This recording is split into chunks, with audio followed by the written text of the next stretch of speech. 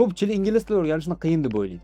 Nega? Chunki ular darslikni ochishlari bilan 12 ta zamon ko'radilar. Uzundan uzun har bitta zamon uchun tushuntirishlar, murakkab jadvallar va qiyin mavzular. Bularni ko'rgan odam, "Men buni hammasini qachon o'rganaman? Hech qachon inglizchada gapira olmayman shekilli" deb o'ylashadi.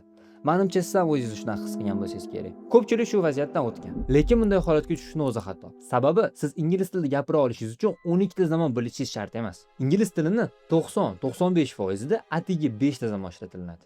5 ta.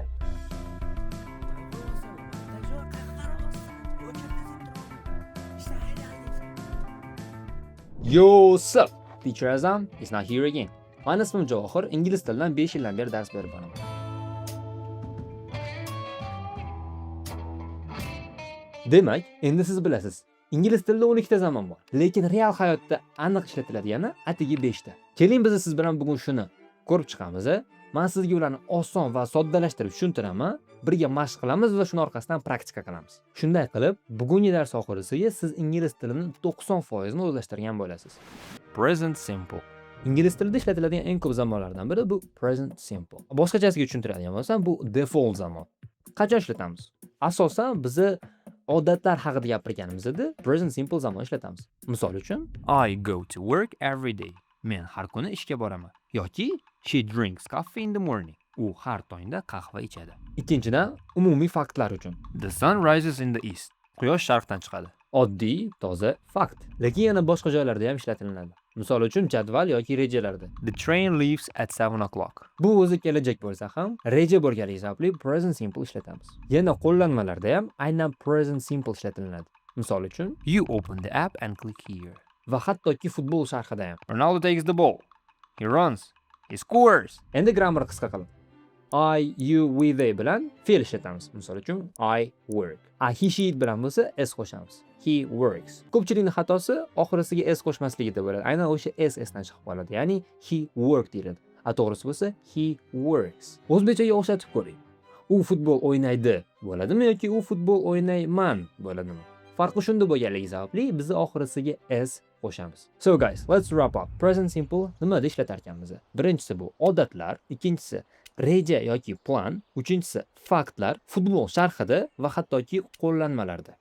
Eslab qoldik-a? Let's continue. Endi yaxshiroq esingizda qolishi uchun birga mashq qilib ko'ramiz. Xato bo'ladimi, to'g'ri bo'ladimi farqi yo'q. Asosiysi gapirish. Ready? Let's go. What do you usually drink in the mornings?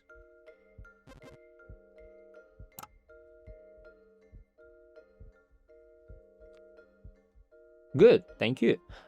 How do people in Uzbekistan usually celebrate weddings?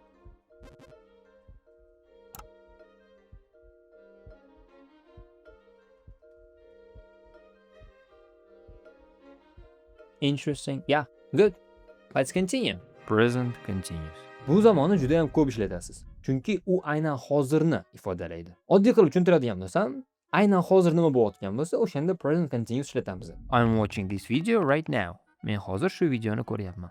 She is cooking in the kitchen. U hozir oshxonada ovqat qilyapti. Yanada tushunarliroq bo'lish uchun ko'proq misol ko'rib chiqamiz. Misol uchun do'stingiz yoningizda telefon o'ynab o'tiribdi. You can say he is scrolling Instagram again. U yana Instagram titkilab o'tiribdi. Yoki sinfda o'tiribsiz va yoningizda kimdir uxlab qolgan. You can say he is sleeping in the class. Ko'rib turganingizdek, bu zamonni juda ham ko'p ishlatamiz. Lekin faqat hozirgi payt uchun emas, ya'ni yaqin kelajakdagi bo'ladigan hodisalar uchun ham biz present continuous ishlatsak bo'ladi. Misol uchun, we are meeting tomorrow.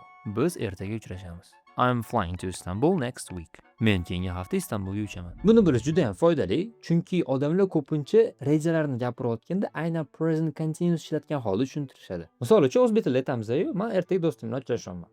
Xuddi shu narsa ingliz tilida ham. Ko'pchilik bu zamonda umuman xato qilmaydi, chunki grammatik tuzilmasi juda ham oson. I, you, we, they, he, she, it shunga yarasha to be fe'li, ya'ni I ga misol uchun am, he, she, it ga is va we, you, they ga are qo'yamiz. Undan keyin shunchaki fe'l oxirisiga ing qo'shamiz. Mana misol uchun I am playing football right now. Ana I misol uchun o'sha subject, to be fe'li am, play fe'l ing qo'shimchasi va u yog'i уже futbol. Asosiysi to be fe'lni to'g'ri ishlating. I ga am, he, she, it ga is va we, you, they ga are. Undan tashqari fe'l oxirisiga ing qo'yish esdan chiqish kerak emas, chunki usiz gap oxiriga yetmay qolgan bo'ladi. Present continuous juda ham ko'p ishlatiladigan zamonlardan birligiga yaqqol misollardan bittasi bu kino va filmlar.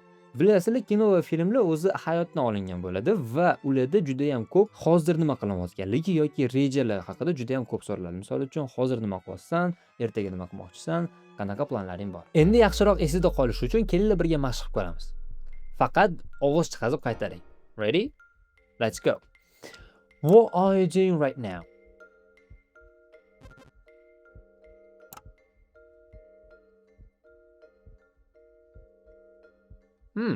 Okay, good. Your friend is in the kitchen. Tell me what she is doing.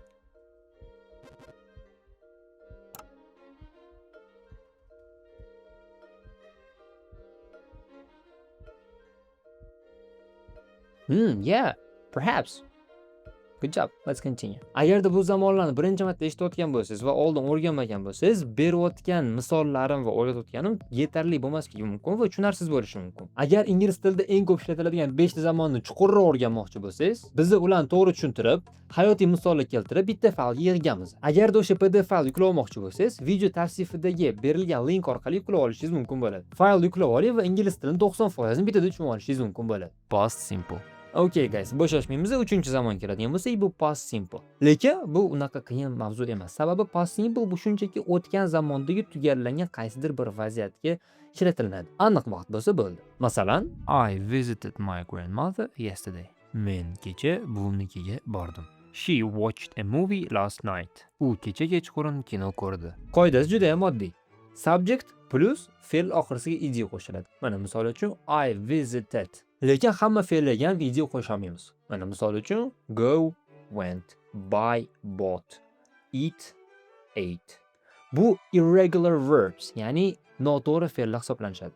Ularni shunchaki yodlab olish kerak. Buni hech qanaqa qoidasi yo'q. Ularni shunchaki yodlab olsangiz bo'ldi. Boshqa misollarni ko'rib chiqadigan bo'lsak, he drank 5 cups of tea yesterday. Ko'p o'quvchilarning qiladigan asosiy xatolardan bittasi bu fe'lni o'tgan zamonga o'zgartirmasdan turib ishlatishida. Mana misol uchun yesterday I go to school deyshadi. Bu aslida xato. To'g'risi yesterday I went to school bo'ladi. Endi mashq qilamiz. Ovoz chiqarib qaytaring. What did you do yesterday?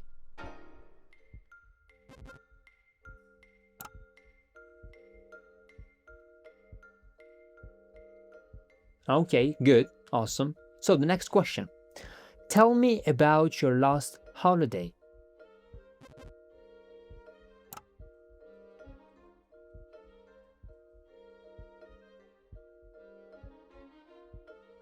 Good.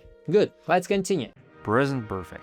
Dars o'tganda lafa tugadi, 4-zamon keldik. Present perfect guys. Be ready. Present perfectni biz o'tgan ishning natijasi hozirga taalluqli bo'lganda ishlatamiz va undan tashqari tajriba haqida gapirganda. Masalan, I have finished my homework. Men uy vazifamni tugatdim. Ya'ni hozirgi paytda u uy vazifasi tugagan. Yoki boshqa misol, men boya aytgandek, tajriba haqida gapirganda bu qanaqa misol bo'lishi mumkin? I have never been to London. Man hech qachon Londonda bo'lmaganman. Aynan shu joyga kelganda ko'p o'quvchilar xato qilishadi. Nimaga desangiz, past simple va present perfectni farqida tushunishmagan bo'lishadi. Misol uchun, I went to London last year. O'tgan zamonda va I have been to London in general, ya'ni umuman olganda men Londonda bo'lganman. Ya'ni birinchi misolda aynan o'tgan yili Londonga borganligim haqida gapirayotgan bo'lsam, ikkinchi misolda men umumiy olib qaraganda Londonga borganligimni gapiraman. Xo'p, yana o'sha skuchning grammarga qaytadigan bo'lsak, bu o'sha subject plus have or has plus verb 3, ya'ni fe'l 3-shakli. Bu ed yoki irregular verb bo'ladigan bo'lsa 3-shakli hisoblanadi. Seen this movie, he has tried sushi, they have visited Tashkent. O'zbekchada men buni qildim degan tarjima bilan solishtirish mumkin, lekin aynan inglizchada hozir natija muhim bo'ladigan bo'lsa present perfect ishlatamiz. Kelinglar hayotiy misollarga qaytamiz. Agar siz kaltingizni yo'qotgan bo'lsangiz, do'stingizga aytyapsiz. I have lost my keys. Ya'ni men kaltimni yo'qotdim. Nimaga present perfect ishlatamiz? Sababi aynan hozir kalit yo'q. Lekin agarda past simple da, ya'ni I lost my keys yesterday deydigan bo'lsak, bu aniq emas. Balkim hozir bordir, balkim topgandir u kalitini degan savol tug'ilishi mumkin. Yana bitta kulgili misol. He has eaten plov 3 times this week. Ko'p o'quvchilarning asosiy xatolaridan bittasi bu past simple bilan adashtirishdi. Past simple da yana qaytaraman. O'tgan zamonda aniq vaqtda bo'lgan hodisa va present perfect hozirgi natija yoki tajriba. Kelinglar endi shuni mashq qilib ko'ramiz. Ovoz chiqarib qaytaring. Have you ever tried sushi?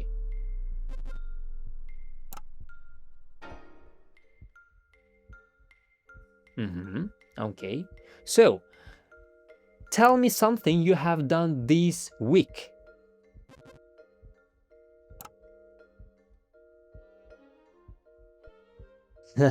Okay, good. Let's continue.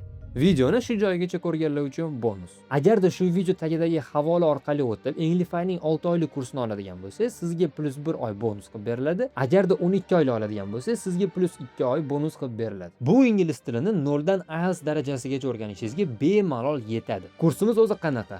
Nima imkoniyatlari borligini bilmoqchi bo'lsangiz, video tagidagi havola orqali o'tib, ko'proq ma'lumotga ega bo'ling. Biz esa davom etamiz. Future simple. Will going to. Eng oxirgi muhim zamonga keldik. Future simple. Bizda future simple kelajakda bo'ladigan hodisalarga ishlatamiz va kelajakdagi bo'ladigan hodisani ifodalashning ikkita yo'li bor. Will to be going to. Will. Agarda qaror aynan shu zahoti qabul qilingan bo'lsa, will ishlatamiz. Misol uchun, I'm thirsty. I'll drink water. Chanqadim, suv ichaman. Don't worry, I will help you. Xavotir olma, men senga yordam beraman. Going to esa oldindan rejalashtirilgan bo'ladigan hodisa haqida gapirganda ishlatamiz. Masalan, I'm going to visit my friend tomorrow. Men ertaga do'stimnikiga boraman. She is going to start a new job next month. U keyingi oy yangi ish boshlaydi. Ko'pchilik qiladigan xatolarga qaytadigan bo'lsak, bu asosan will va to be going to ni ishlatishdagi xato bo'ladi. Oddiy misol keltiraman hayotiy. Eshik taqillab qolgandan keyin nima ishlatamiz? I will open the door. Chunki aynan hozir eshik taqilladi va siz hozir o'sha eshikni ochmoqchisiz.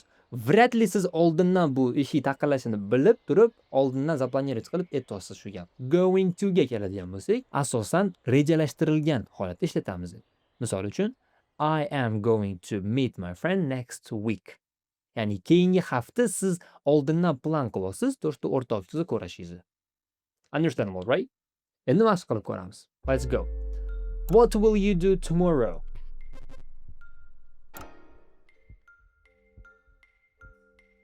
Whoa. Okay. Fantastic. Yeah. You have already plans for this weekend. So what are your plans?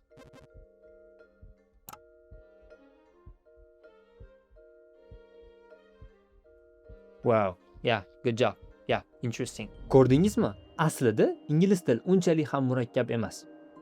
Sizni yillar davomida qiynab kelgan 12 ta zamon emas, bor yo'g'i 5 tasi kerak bo'ldi xolos. Mana shu 5 ta zamonni yaxshi o'zlashtirsangiz, ingliz tilining 90% da bemalol gapira olasiz. Shuni yodda tuting, muhimi mukammal bo'lish emas, muhimi shunchaki boshlash. Gapirishni boshlaysiz, xato qilishni boshlaysiz. Asosiysi shu orqali o'rganishingiz tezlashadi. Har kuni bittagina oddiy jumla tuzing. Uni ovoz chiqarib qaytaring. Va shu orqali sizda har kuni ingliz tili rivojlanishni boshlaydi. Shunday ekan, bugundan boshlang. Endi sizda bahona umuman yo'q. Sizga ingliz tilida gapirish uchun kerak bo'ladigan asosiy 5 ta zamonni bilasiz.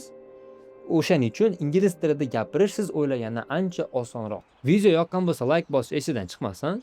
Fikringizni izohlarda kutib qolaman. Obuna bo'linglar. Kuninglar xayrli o'tsin, xayr salomat bo'ling. See you guys. Kimni tabriklaymiz? Kimni tabriklaymiz?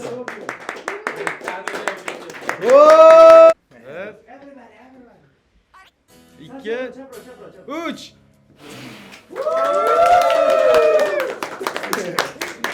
Ellik biz.